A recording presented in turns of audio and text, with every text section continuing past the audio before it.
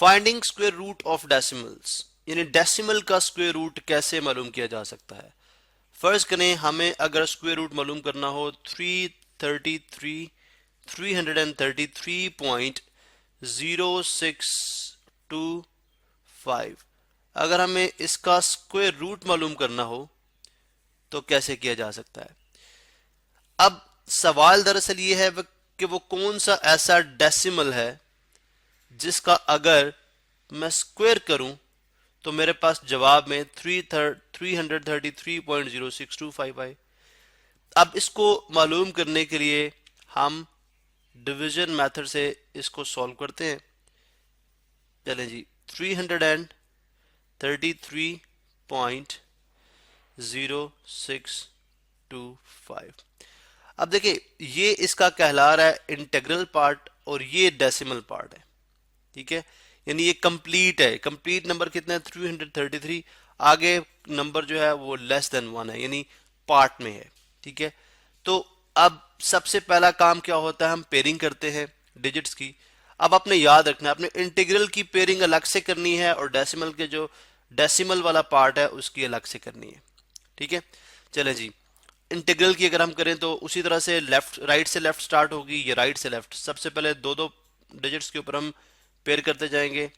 ये एक पेयर हो गया। अब आगे मेरे पास डिजिट ही एक है, तो अगर इंटीग्रल पार्ट में ऑड डिजिट्स होते हैं यानी 3, 5, 7, तो जो आखिरी डिजिट होगा वो अलग से ही उसके ऊपर अलग से बार लगा दी जाएगा। अब चूंकि उसके लिए डिजिट ही नहीं होता कि हम उसका पेयर बना सके।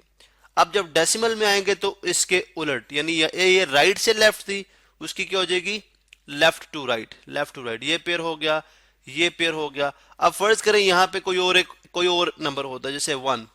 अब अगर यहाँ पे 1 होता तो हम उसके आगे 0 लगा के, चूंकि डेसिमल के बाद हम 0 पुट कर सकते हैं, उसके बाद हम उसका भी पेयर बना लेते। लेकिन चूंकि अब इसके जो नंबर ऑफ डिजिट थे वो इवन थे तो लिहाजा हमने पेयर्स कंप्लीट कर लिए। अब बाकी सारे का सारा प्रोसेस वैसे ही है जैसे हम होल नंबर्स का डिवीजन मेथड से स्क्वायर रूट मालूम करते हैं। सबसे पहले हम फर्स्ट जो सिंगल डिजिट है इस पे देखेंगे कि नियरेस्ट इसके कौन सा ऐसा स्क्वायर है जो कि, यानी कौन सा x का स्क्वायर है, x कोई भी नंबर है जिसका स्क्वायर जो है वो इक्वल टू 3 हो जाए या लेस देन 3 हो जाए। अब इक्वल टू 3 में चूंकि 3 कोई परफेक्ट स्क्वायर नहीं है, लिहाजा 3 के नजदीक तरीन जो स्क्वायर है वो 1 का है, तो 1 इधर भी आएगा, डिवाइजर भी बनेगा और 1 क्वोशिएंट भी बनेगा। तो 1 टाइम 1 कितना हो जाएगा 1। अब माइनस कर देंगे, 3 माइनस 1 कितना हो जाएगा 2। 3 माइनस 1 कितना हो गया 2। अब अगला जो पूरे का पूरा पेयर है वो नीचे आ जाएगा, 33 नीचे आ गया, 233, ठीक है। अब नेक्स्ट स्टेप क्या है, आपका जो डिवाइजर है वो अगले स्टेप में जब वो अगले डिवाइजर का फर्स्ट डिजिट बनेगा तो वो डबल होगा।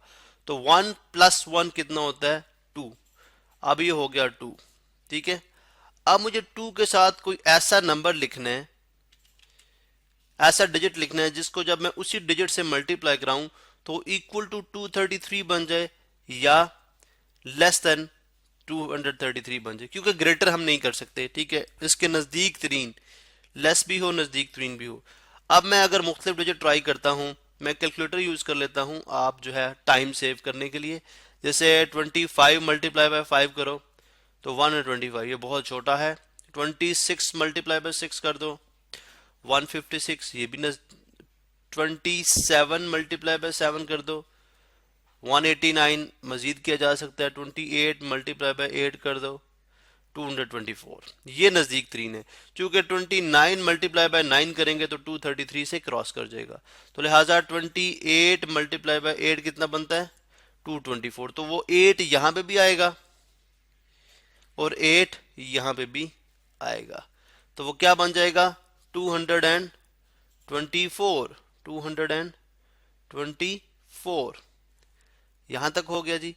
अब नेक्स्ट ये क्या हो जाएगा, हम सब्ट्रैक्ट करेंगे, सब्ट्रैक्ट करते हैं जी। चलें जी,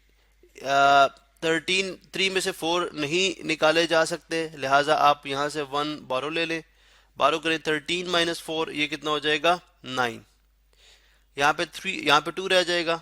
अब ये 2 रह गया तो 2 माइनस 2 0, 2 माइनस 2 0, तो सिर्फ 9 रह गया। ठीक है, अब आगे हमारे पास डेसिमल पार्ट आ गया। इसको किस तरह से डील करेंगे हम नेक्स्ट लेक्चर में कंटिन्यू करते हैं और देखते हैं कि किस तरह से square root of decimal part किया जाएगा।